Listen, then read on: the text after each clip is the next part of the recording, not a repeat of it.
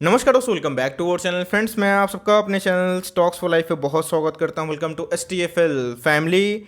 DFL members, बात की जाए इंडिया मार्ट इंटरमेश अपने आप में ही एक शानदार कंपनी है, डेफ फ्री कंपनी है। लेकिन दोस्तों, इसमें जो गिरावट स्टार्ट हुई फेब के महीने के बाद, उसके बाद दोस्तों 3-4 महीनों से कोई भी प्राइस में वैसा मूवमेंट देखने को नहीं मिल रहा है। 7000 के आसपास ट्रेड करता हुआ दिखाई पड़ रहा है। तो इसी बीच में गाइस, इनके Q1 के नंबर्स को लेके पूरा मार्केट इंतजार कर रहा है। उसके बाद ही दोस्तों हमें ये देखने को मिलेगा या ब्रेक आउट होता है या फिर नीचे गिरावट होती है।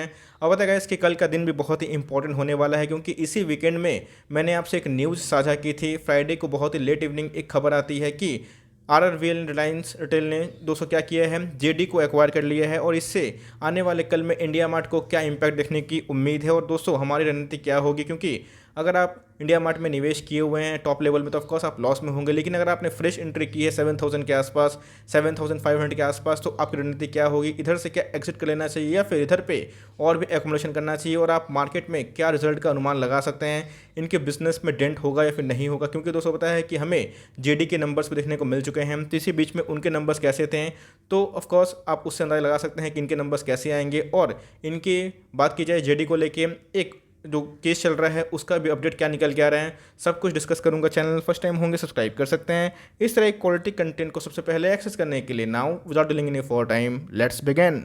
यहाँ पर अगर आप देखें लास्ट डे की जो कारोबारी कंडीशन थी वो हमें फ्लैट देखने को मिल रही थी। तकरीबन 247 अंक डाउन दिखाई पड़ रहा था, 7250 के आसपास दिखाई पड़ता है। याद रखिएगा दोस्तों, कभी भी हम लोग B2 बिजनेस के बारे में डिस्कस करते हैं तो 60% से ज़्यादा जो मार्केट कैप्चर है वो दोस्तों इंडिया मार्ट की ही झोली में देखने को मिलता है। वो पता है कि कोविड के Q1 के लॉकडाउन की वजह से बहुत सारे MSME बिजनेस हो गए, SME बिजनेस हो गए, उसमें थोड़ा सा डेंट देखने को मिला और जिसकी वजह से मार्केट में ये अनुमान है दोस्तों कि थोड़ा सा इनके जो रिजल्ट है वो नम हो सकते हैं। लेकिन एक बार लॉकडाउन का इम्पैक्ट अगर हटता है तो बहुत सारे बायर्स और सेलर्स को एक कनेक्ट कर सकते हैं, अपने पोर्टल को और बड़ा बना सकते हैं, जिसकी वजह से इनके जो Q1 के नंबर्स है वो मार्केट को अनुमान है कि थोड़े फ्लैट रहने की उम्मीद है। इस मार्केट उसको पहले से ही भाप लेता है। अगर आप देखें तो लास्ट 6 महीना से जो इंडिया मार्केट का परफॉर्मेंस है एक रेंज बाउंड देखने को मिल रहा है, कंटिन्यूसली एक फॉलिंग नाइफ की तरह गिर रहा था। और देखें 6 महीना में गाइस इसने मात्र 3% रिटर्न ही जनरेट किया है।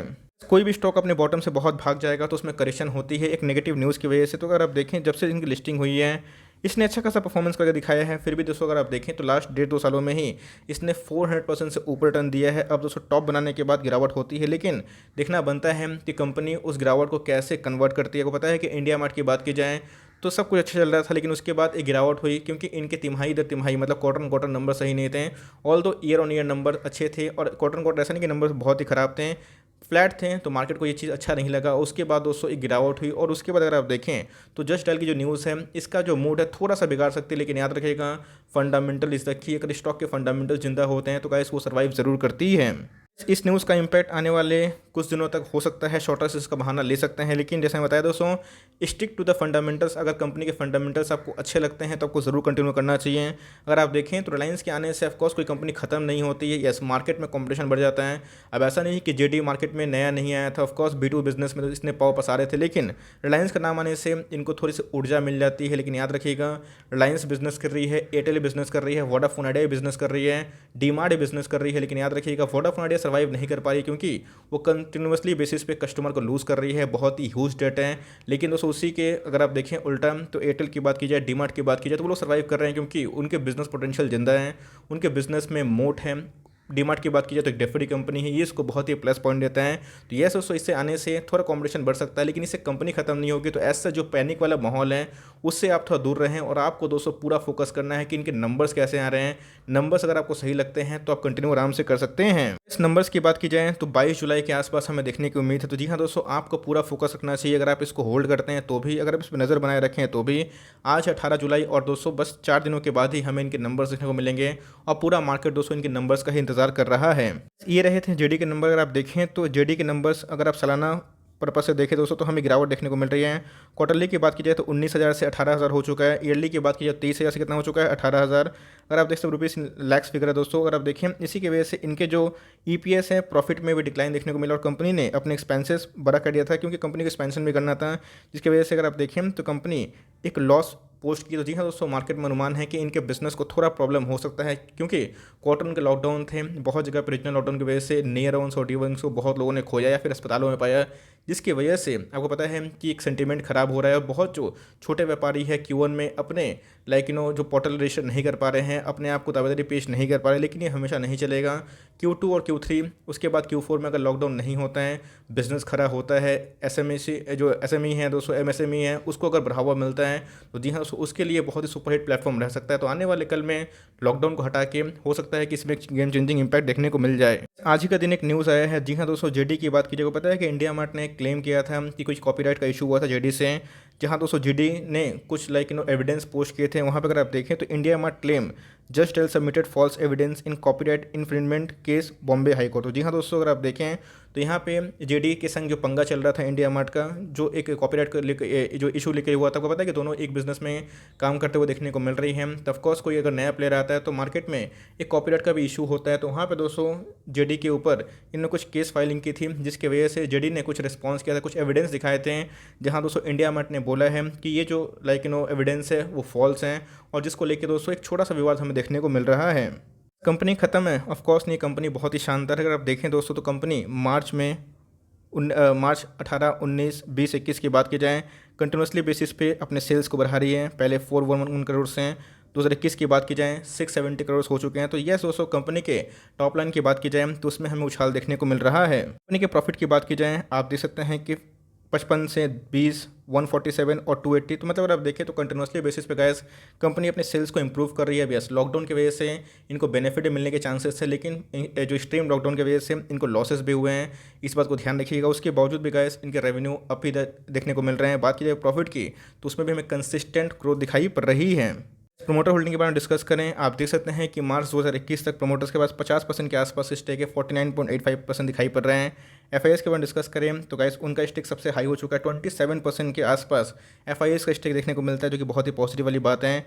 बात की जाए पब्लिक की तो बाद में आता है, उसके पहले डीआईएस की बात की जाए तो 4.52% के आसपास दिखाई पड़ता है।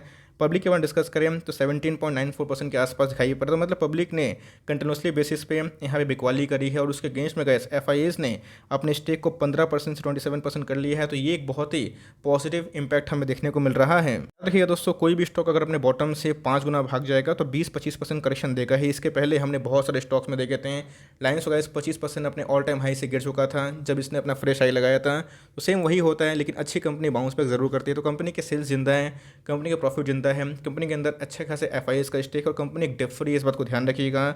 मार्केट कैप की बात की जाए तो 22 करोड़ के आसपास की मार्केट कैप है।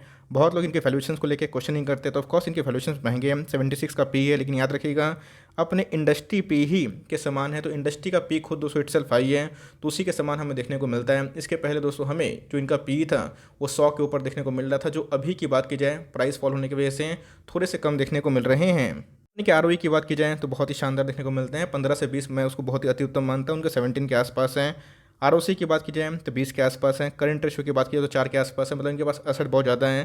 अगर आप देखें तो कंपनी डेट फ्री है, और कंपनी का जो फ्यूचर ग्रोथ है, प्रोजेक्शन है, इनके जो प्रोमोटर से बात की जाए मिस्टर अग्रवाल जी, उनका मैंने इंटरव्यू भी देखा, तो इंटरव्यू में उन्होंने बताया था कि ऑफकोर्स इनका जो प्लान है बहुत ही शानदार है, लेकिन जो छोटे बिजनेस अपने आप को वो फ्लरिश नहीं कर पा रहे, जिसकी वजह से 1-2 क्वार्टर चैलेंजिंग हो सकता है। लेकिन आने वाले कल में इनको अपने बिजनेस से बहुत ज़्यादा भरोसा है, और एफआईएस का ही भरोसा मार्केट में दिखाई पड़ रहा है, जिसकी वजह से इस स्टॉक में गिरावट तो हुई है, लेकिन यस अपने बॉटम से रिकवरी भी हुई है। लेकिन यस जो जेडी के क्वेश्चन की न्यूज़ को लेकर एक नेगेटिविटी हो सकती है, लेकिन फंडामेंटल्स दोस्तों कंपनी के खराब नहीं है, फंडामेंटल्स कंपनी के बहुत ही शानदार है। अब दोस्तों सबसे इंपॉर्टेंट है करना क्या है, क्या इसको कंटिन्यू करें, क्या फिर इधर से एग्जिट हो जाएं।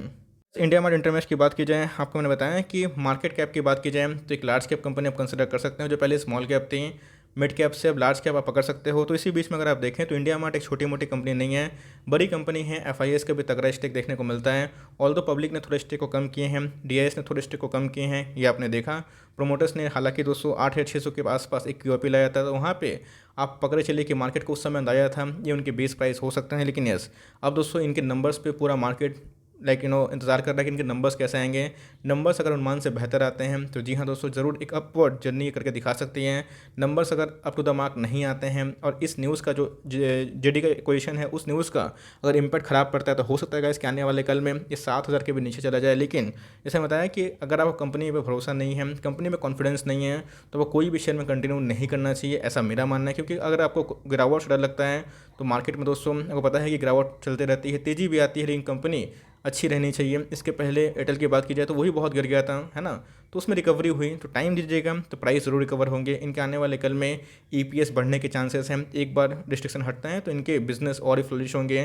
तो जी हाँ, इनके जो लाइक पेनिट्रेशन है इन जिस बिजनेस में काम करती है उसे मुझे ग्रोथ तो दिखाई पड़ता है, लेकिन जैसे बताया कि एक नेगेटिविटी भी देखने को मिलती है। तो अगर प्राइस गिरता है तो मेरे लिए दोस्तों इधर पे अपॉर्चुनिटी है, लेकिन अगर आप प्रॉफिट में हैं, आपको निकलना है तो मर्जी आपकी है दोस्तों। बट मेरे हिसाब से क्योंकि मैं अभी प्रॉफिट में हूँ तो बहुत लोग पूछते थे सर आप तो प्रॉफिट में, लेकिन हम लोग तो लॉस में हैं, तो मैं क्या करने वाला हूँ।